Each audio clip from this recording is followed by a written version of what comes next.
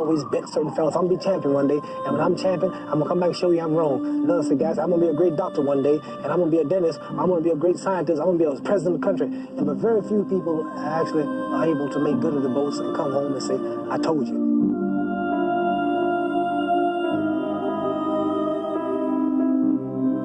He would come to the gym, and if say he didn't get a ride to the gym, he didn't have no car, he would run. He would run across the causeway. Muhammad Ali, one of my great heroes, had a great line in the 70s when he was asked, how many sit-ups do you do?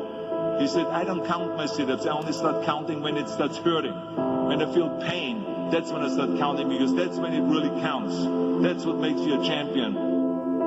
Jerry, I'm the greatest fighter that ever stepped foot in the ring. Money will be lost that night. This will be the biggest upset in the century of all boxing. I think you're a big bag of wind. Damnedest showman that ever lived, and you ain't kidding anybody. The odds are 7-1. It's very big odds for a heavyweight championship fight. It has to be listed. Liston is a much bigger puncher.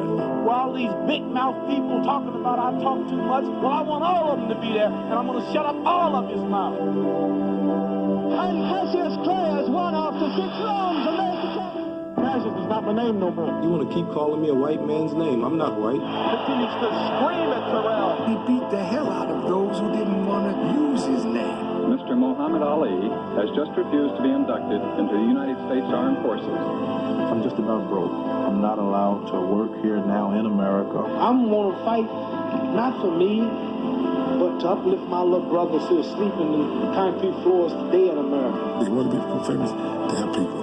It's a wonderful, wonderful. I'm going to float like a butterfly and sting like a bee. George can't hit what his eyes can't see. All of you chumps are going to bow when I whip him. All of you. I know you got him. I know you got him picked. But the man's in trouble. I'm going to show you how great I am. Bluffed him. I'd done everything. Beat him up basically for about 5 or 6 rounds. I thought it was easy. Then about the 6th round, he whispered in my ear after I'd hit him in the side, "That all you got, George?" Who's going to stop me? Well, ain't nobody going to stop me. Stop. I want you to sit right over here. Sit right over here. I must be the greatest. Because I know as I do this material here, once you do it 3 times, it's yours. You know? So I want you to be close to me. I want you to look at someone on your right and left, shake their hands, and say, I'm doing better than good and better than most. Let's do that right quick, please.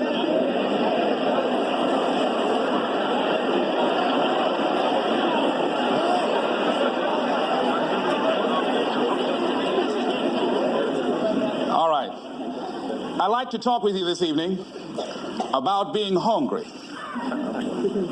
Somebody said, I'm hungry. It is something I'd like to share some ideas and thoughts with you. I'm not asking that you believe anything that I say. I'm not asking that you agree with me.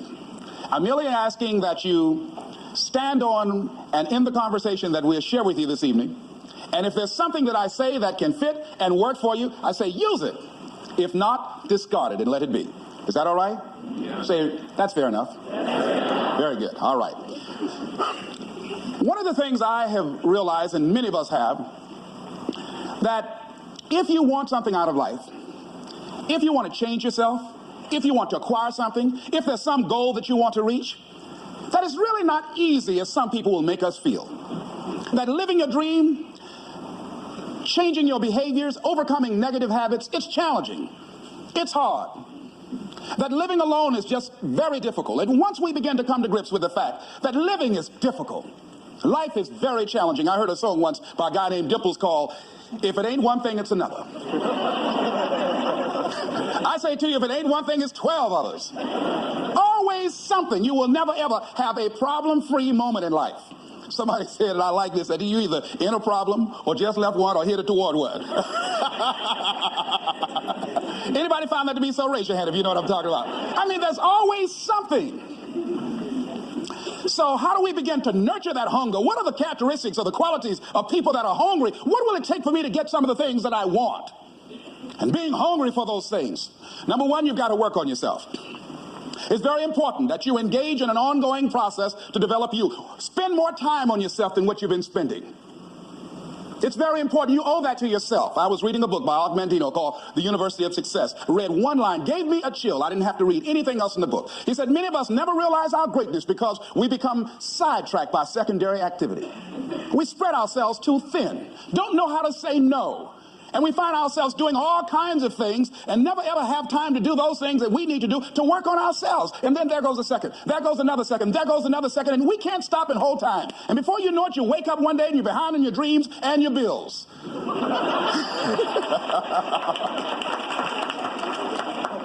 So decide that you're going to take some time to work on you, that you deserve that from yourself, that your life deserves some prime time. Because you are creating your own production. As Michael Todd would say, you are the star of your show. You are the director. You're writing the script. And you will determine whether your life is a smash office hit or flop. You determine that. Working on yourself, talking to yourself. That's so very important. Overcoming the negative conversation, that inner dialogue that's going on all the time. Even when you don't want it to be there. You can't stop yourself right now from thinking. You can't do it. It's going on. And so learning how to empower yourself, part of doing that is standing up to yourself. You've got to stand up inside yourself sometimes and say, shut up. You've got to do this. I was going to give a presentation, and this voice inside of me saying, you can't do this. You don't have everything it takes. Shut up. I'm behind on my bills, and you're telling me what I can't do. I have got to do it. You'll get scared sometimes. Your mind will go blank on you. Some people you will allow to unnerve you. And you wonder, what's wrong with me? I'm not crazy. That's why you've got to learn to make a conscious, deliberate, determined effort to stand up inside yourself. Working on yourself, watching that inner dialogue, it will determine the quality of your life. I don't believe this. I know this. I've had a challenge of losing weight. I'm walking through the airport, this voice say, why don't you have some M&M peanuts? No!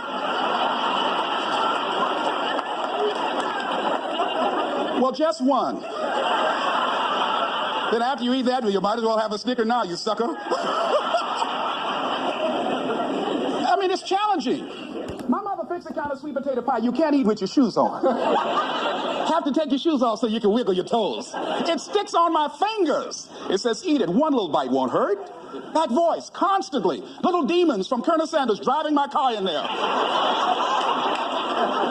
I had to say, no. I'll diet tomorrow. I saw a skinny man get hit by a truck. Had he had a little bit more weight, he might have lived. You know? Some of you know what I'm talking about. Raise your hand if you know that. That voice is awesome. So you have got to stand up to that voice. When you're working on something you want to achieve, you have got to stand up to that voice. You've got to sell yourself every day on your abilities, on what you're doing, on the goal that you want to reach. You've got to sell yourself every day, according to your level of belief. It will manifest itself in what you're doing.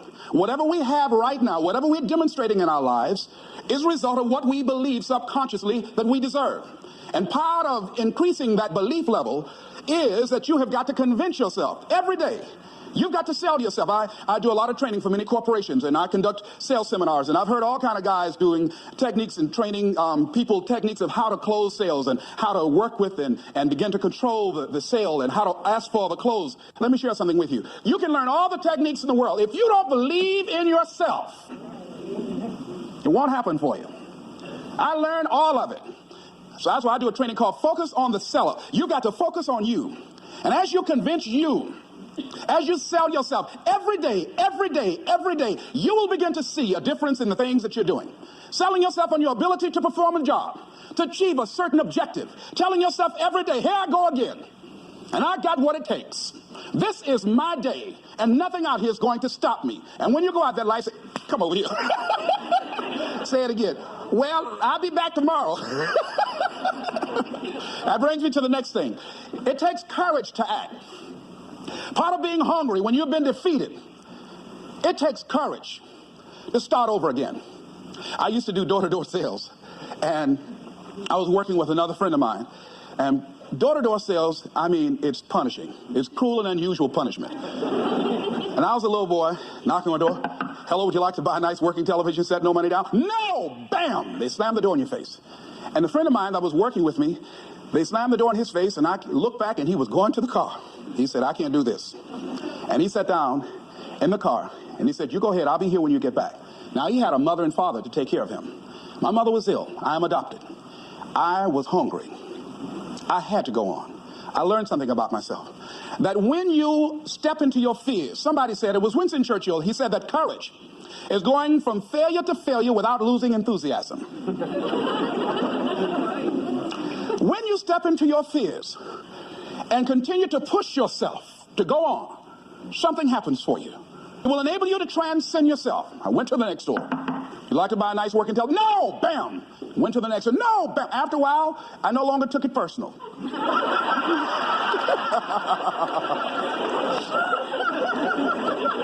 And I began to play a game. I said, well, I know there's a yes out here somewhere, and I'm going to keep on until I find it. And I'm not going